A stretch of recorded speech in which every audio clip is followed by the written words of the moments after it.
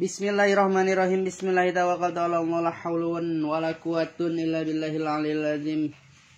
La haula wala quwwata illa billahil aliyil azim. Bisa dibaca gitu. Oke. Alhamdulillah patepang diseneng para wargi sadayana mudah-mudahan dina kayan sehat wa afiat. Qala musannifur rahimahumullahu taala wa nafa'ana bi ulumihim amin ya Allah ya rabbal alamin. Urang hadur heula ka musannif sareng ka para ulama sareng ka Kangjeng Nabi Muhammad sallallahu alaihi wasallam supados berkah ngaosna.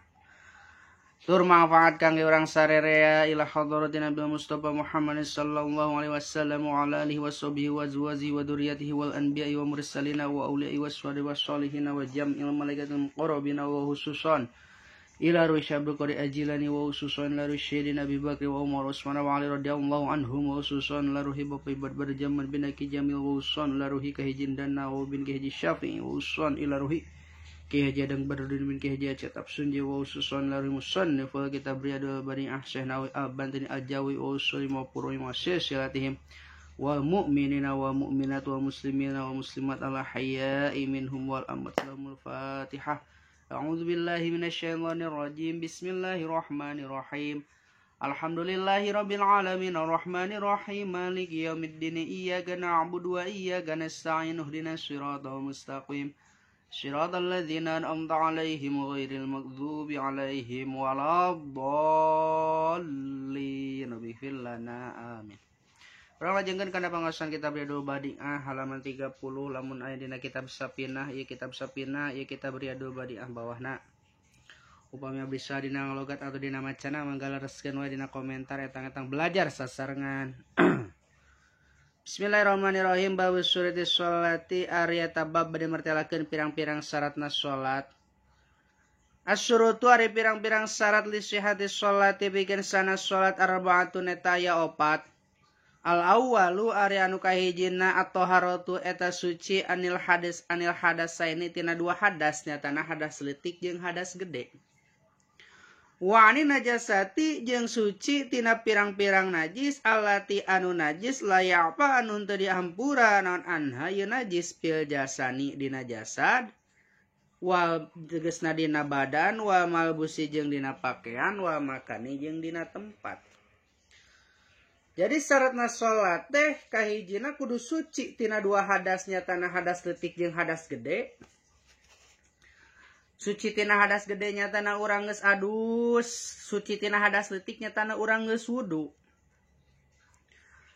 Tuluy suci tina pirang-pirang najis anu teu dihampura. Najis anu aya dina badan atawa anu aya dina pakaian atawa anu aya dina tempat sholat sajadah misalkeun. Pakaian urang, jasad urang, awak urang kudu suci di tilu eta. Lamun awak urang suci tapi pakaian najisan teu sah salat atawa pakaian suci dina awak suci terus sajadahna yang najisan teu sah salat tapi najis anu teu dihampura. Contoh najis anu dihampura naon? Contoh najis anu dihampura teh nyaeta di mana-mana aya teh cak-cak anu garing murag kana baju tuluy kurang dikeprukeun deui sehingga murag teh cak-cak anu garingna. Eta najis anu dihampura. Atawa luka anu aya di awak urang make perban tetapi tetep we kaluar getihna pan darah teh najis. Tah eta mah kaluarna teh lain dihaja, kaluar sorangan keur salat. Terus kaluarna teu loba, tah eta najis anu dihampura. Contohna najis anu dihampura seperti itu. Wasani, nah eta salat nu kahiji. Wasani jeung ari anu kaduana satrul aurati eta nutupan aurat min a'lal badani tina luhurna awak wajawani bihi jeung tina gigir-gigirna awak. Lil qadiri pikeun ka jalma anu kawasa alaihi kana ieu nutupan aurat. Walau sholat jeung sok sanajan sholat ieu si jalma fi mati dina tempat anu poek mun paridan bareanan anu sorangan aninasi jauh ti jalma-jalma tetep urang sok sanajan sholat dina tempat poek mongkreng cahaya seutik-eutik acan tetapi urang wajib sholat nutupan aurat anu ti luhur jeung aurat anu ti gigir-gigir awak. Jadi lamun mahal sarung bolong ku rokok pas pelebah pingping tah eta kudu ditutupan make calana jero gitu. sok sanajan saeutik bolongna teh tetep katingali kulit eta teu sah salatna teu sabab eta henteu nutupan aurat. Ayeuna urang ngabahas auratna, auratul zakari jeung ari auratna lalaki wal amati jeung auratna amat fi sholati dina waktu salat. Ma eta perkara baina surati anu tetep ieu antara bujal warukbati jeung tuur. Lakin yajibu tetapina wajib alaihi maka ieu si lalaki jeung si amat teh naon satrus surati nutupan bujal warukbati jeung nutupan tuur aidon kalawan nya kitu deui. Jadi auratna lalaki jeung amat mah antara bujal jeung tuur. Tetapi wajib nutupan bujalna jeung nutupan tuurna gitu. Jadi saluhureun bujal jeung sahanapeun tuur eta auratna lalaki lamun keur salat. Wa auratul khurati jeung ari auratna awewe anu merdeka tegasna lain abid, lain amat. Al kamilati anu sampurna kemerdekaanna teh. Zaman ayeuna mah geus eueuh nya abid jeung amat teh jami'u badaniha eta sakabeh badanna ieu si hurrah. Ilal wajha kecuali beungeut wakap ilal wajhi kecuali beungeut wakapayani jeung dua dampa leungeun. Oh. Ari awewe mah auratna teh sakabeh anggota badan kecuali beungeut jeung dua dampa leungeun. Luhurna leungeun oke aurat. Matak lamun make baju panjang awewe salat teu sah sabab leungeunna luhurna leungeun atau tonggongna leungeun teh masih katempoan. Anu sah katempoan mah dampal leungeun hungkul jeung beungeut. Waman jeung ari saning jalmana azza eta anu apes ieu si jalmaan satu auratihi tina nutupan auratna itu si emma bis sholati dina waktu salat mangka salat itu si jalma arianan barianan anu sitaranjang. Wala yang adata jeung teu kudu ngabalikan deui alaihi ka ieu si jalma. Jadi jalma anu apes kana nutupan aurat salat bari sitaranjang ge teu nanaon. Tegasna apes kumaha misalkeun di gunung pakaian saeutik-eutik acan pakaian urang teh anu mawa teh ka mana tah. Eueuh pisan pakaian nu salat urang teh geus asup waktu salat bari sitaranjang teu nanaon. Teu kudu ngabalikan deui salatna teu kudu diqodo kitu maksudna.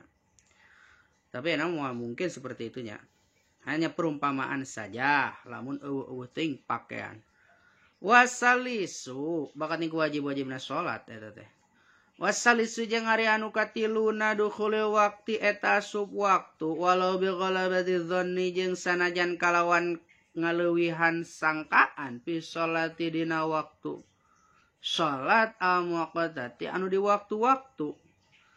Al fardi hari contohna itu seperti salat fardu al asliyan wangsa asal ya salat fardu wa tawabihi jeung salat sunat anu turut kana ieu fardu.